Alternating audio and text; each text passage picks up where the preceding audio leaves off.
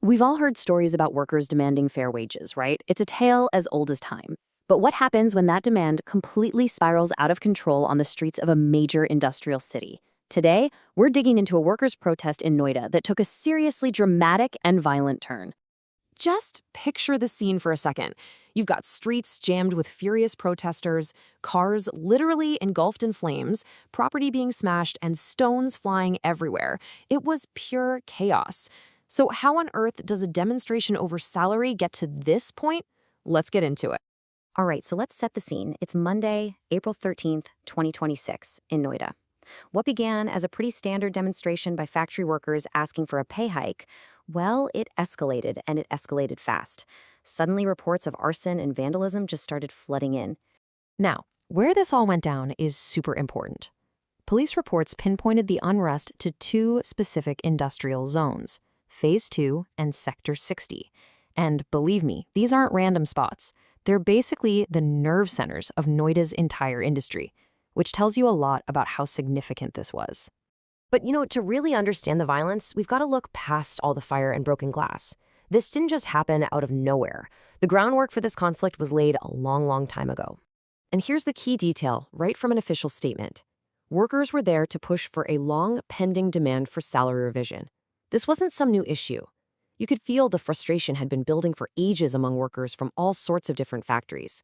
It was, like a pressure cooker just waiting to explode. And yeah, that pressure cooker absolutely did explode. The demonstration, which started with just slogans and chants, hit a tipping point. The protests crossed a serious line, shifting from just making noise to direct, violent action.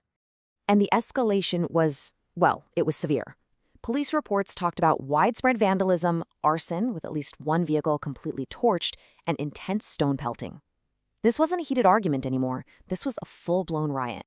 And, of course, the impact stretched way beyond the protesters and the police.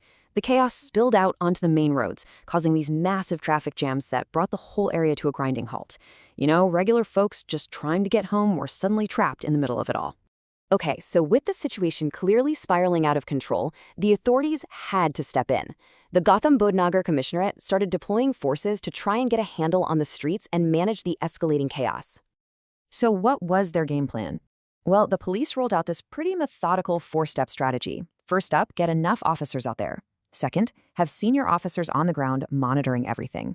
Third, actually try to talk to the workers to counsel them and de-escalate things.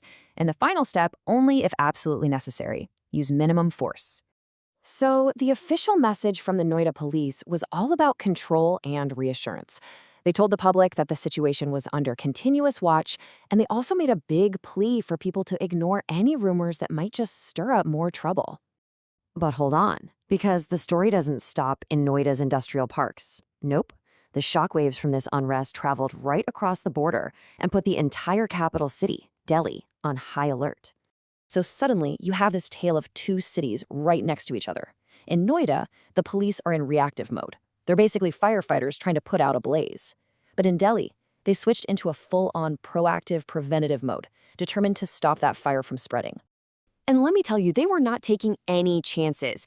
Security got tightened at all the key entry points into the city. We're talking intense vehicle checks, way more barricades. They deployed extra personnel and even had rapid response teams and paramilitary forces stationed and ready to go. Delhi was effectively locking down. A senior Delhi police officer really put it bluntly. The message was crystal clear. They were fully alert, fully vigilant, and absolutely no one was going to be allowed to cause trouble in the capital. They drew a very firm line in the sand.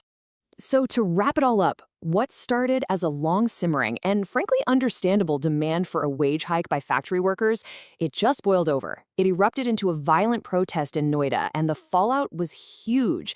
A massive police response there and a high-alert security lockdown right next door in Delhi.